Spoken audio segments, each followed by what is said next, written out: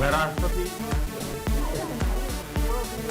preserve, protect, and defend the Constitution of the United States. the Constitution of the United States. So help me God. So help me God. Congratulations. 2025 সালের 20 জানুয়ারি যুক্তরাষ্ট্রের 47তম president হিসেবে শপথ গ্রহণ করেই 26টি নির্বাহী আদেশে স্বাক্ষর করেন ডোনাল্ড ট্রাম্প। ক্ষমতায় বসেই তৈরি করেন নতুন সরকারি দক্ষতা বিভাগ, জন্মসূত্রে নাগরিকত্বের অধিকার বাতিল সহ ক্যাপিটাল হিলের দাঙ্গার ঘটনায় সাধারণ ক্ষমা ঘোষণা করেন 1,500 ব্যক্তিকে। প্যারিস জলবায়ু চুক্তি, বিশ্ব স্বাস্থ্য সংস্থা থেকে যুক্তরাষ্ট্রকে প্রত্যাহার করে নেন Trump. The golden age of America begins right now. এরপরই গাজা উপত্যকাকে নিজের নিয়ন্ত্রণে নেয়ার পরিকল্পনা করেন ট্রাম্প। অবৈধ অভিবাসীদের হাতকড়া পরিয়ে পাঠানো হয় নিজ দেশে। তার নির্দেশে বন্ধ হয় যুক্তরাষ্ট্রের আন্তর্জাতিক উন্নয়ন সংস্থা বা USAID। এছাড়া কেড়ে নেন পূর্বসূরি জো বাইডেনের নিরাপত্তা ছাড়পত্র।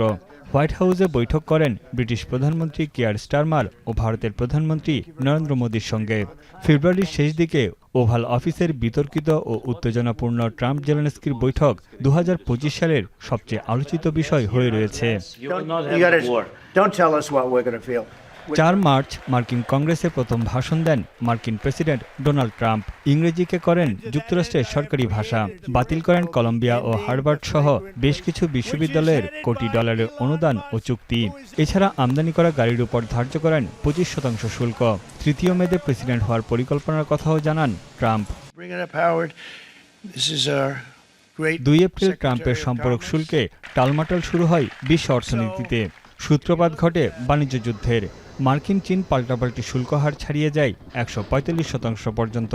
এর সপ্তাহখানেক পরই তার 90 দিনের জন্য স্থগিত করা হয়। শাসন ক্ষমতার 4 মাসের মাথায় বিক্ষোভের মুখে পড়েন ট্রাম্প। কর্মী ছাঁটাই, সরকারি সংস্থা বন্ধ, অভিবাসী নীতি ও স্বাস্থ্য বীমা বাতিলের প্রতিবাদে ট্রাম্প বিরোধী বিক্ষোভে নামে হাজার হাজার মানুষ। ভ্যাটিকানে পোপ ফ্রান্সিসের শেষকৃত্যে 1.5 শতাধিক বিশ্ব নেতাদের সঙ্গে যোগ দিয়েছিলেন ট্রাম্প। সেখানেই ইউক্রেন প্রেসিডেন্ট জেলেনস্কির সঙ্গে দ্বিতীয় দফার অনানুষ্ঠানিক বৈঠক করেন তিনি। দ্বিতীয় মেয়াদে ক্ষমতায় আসার পর প্রথমবারের মতো গেল 13 মে মধ্যপ্রাচ্যের দেশ সৌদি আরব, কাতার ও সংযুক্ত আরব আমিরাতের 4 দিনের সফর করেন ট্রাম্প। ঐতিহাসিক বৈঠক হয় সিরিয়ার অন্তর্বর্তী প্রেসিডেন্ট আহমদ আল শারার সঙ্গে। এদিকে একই মাসে ওভাল অফিসে দক্ষিণ আফ্রিকার প্রেসিডেন্ট সিরিল রামাফোসার সঙ্গে বৈঠকে দেশটির বিরুদ্ধে গণহত্যার অভিযোগ আনেন ট্রাম্প। ভারত পাকিস্তান যুদ্ধবন্ধের কৃতিত্বের দাবিও জানান তিনি। এছাড়া ট্রাম্পের নির্দেশে ইস্পাত ও অ্যালুমিনিয়ামের উপর শুল্ক হার বাড়ানো হয় 50% পর্যন্ত। ক্ষমতা গ্রহণের 6 মাসের মাথায় ঘনিষ্ঠ মিত্র ধনকুবের ইলন মাস্কের সঙ্গে দ্বন্দ্ব শুরু হয় ট্রাম্পের। প্রকাশ্যে আসতে থাকে 2 বন্ধুর বাগবিতণ্ডার ঘটনাও। এর জেরে আমেরিকা পার্টি নামে নতুন দল গঠনের ঘোষণা দেন টেসলা প্রধান ইলন মাস্ক।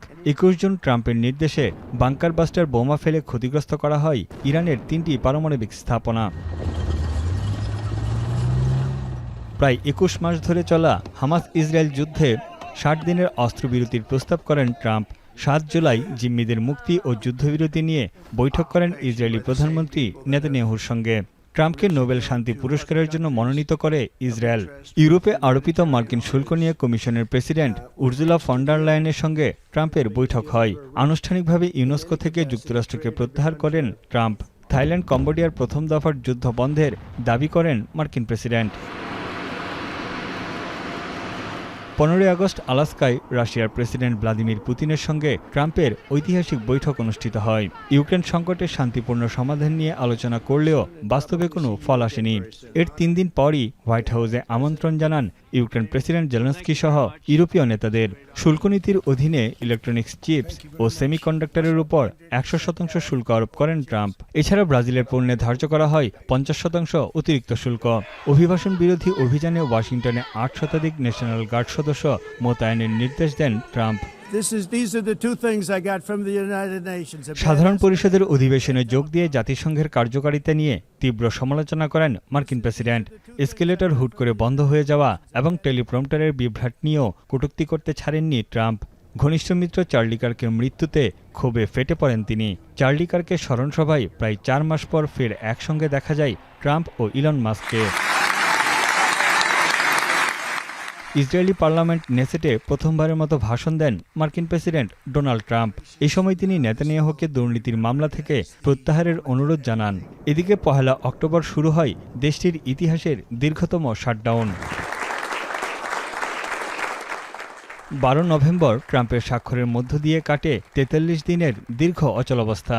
হামাস ইসরায়েল যুদ্ধ বন্ধে ট্রাম্পের 20 দফা শান্তি পরিকল্পনার প্রকাশ পায়। তার নির্দেশে ক্যারিবিয়ান ও লাতিন উপকূলে মাদকবিরোধী অভিযানে মেক্সিকো ও ভেনেজুয়েলার জাহাজে হামলা চালায় যুক্তরাষ্ট্র। ওয়াশিংটন ডিসিতে 2 ন্যাশনাল গার্ড সদস্যের গুলির ঘটনায় তৃতীয় বিশ্বের সব দেশের অভিবাসন প্রক্রিয়া স্থগিতের আহ্বান জানান ট্রাম্প। এছাড়া 19টি দেশের অভিবাসন আবেদন, ভিসা ও গ্রিন কার্ড প্রক্রিয়ার কার্যক্রম অনির্দিষ্টকালের জন্য স্থগিত করা হয়। বছরের শেষ মুহূর্ত পর্যন্ত আলোচনায় ছিলেন মার্কিন প্রেসিডেন্ট ডোনাল্ড ট্রাম্প। অভিবাসন নীতিতে কঠোর ট্রাম্প চালু করেন $10 লাখ বিনিময়ে যুক্তরাষ্ট্রের স্থায়ী নাগরিক হওয়ার গোল্ড কার্ড ভিসা।